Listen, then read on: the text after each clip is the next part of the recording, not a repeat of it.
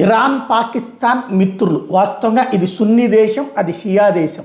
అయినా సరే ముస్లిం దేశాల పరంగా సహకారం ఇద్దరి మధ్యన బలంగానే ఉంది. అది ఇంతకుముందు కూడా అనేక సార్లు స్పష్టమైంది. అమెరికా ఇరాన్ మీద ఆంక్షలు పెట్టినప్పుడు కూడా అమెరికా ప్రాపకం కోసం తప్పించినటువంటి పాకిస్తాన్ తన పద్ధతిని వదులుకోలేదు.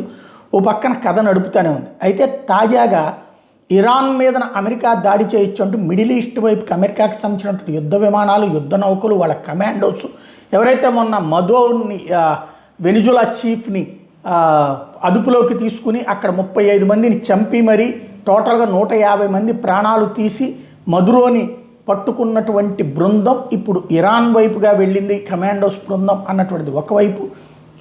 ఇంకొక వైపు ఇజ్రాయెల్ కూడా తనకు సంబంధించినటువంటి బలగాలనంతా మోహరిస్తోంది. ఎయిర్ డిఫెన్స్ సిస్టమ్ని పూర్తి యాక్టివేట్ చేసుకుంటూ ఇరాన్ మీద అటాక్ రెడీ అవుతోంది అన్నటువంటిది మరొక వైపున.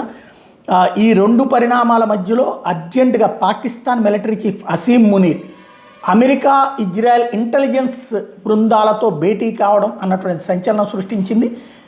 అంతర్జాతీయ నిపుణుల యొక్క అంచనా ఏంటయ్యా అంటే అసీం మునీర్ పాకిస్తాన్ తరపున పాకిస్తాన్ అమెరికా ఇజ్రాయెల్కి సహకరించి ఇరాన్ మీద దాడిలో సహకరిస్తుంది అన్నటువంటిది. అంటే ఇరాన్ మీద దాడి చేయాలంటే ఇరాన్కి సంబంధించినటువంటి అనేక లెక్కలు వీళ్ళకి తెలుసు పాకిస్తాన్.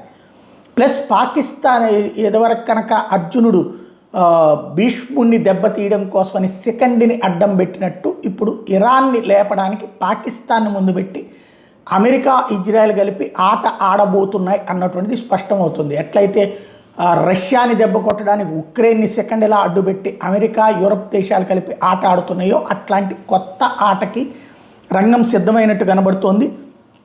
మరి ఎంతవరకు ఇది సాధ్యమో చూడాల్సింది. ప్రస్తుతం చర్చ అయితే జరుగుతోంది.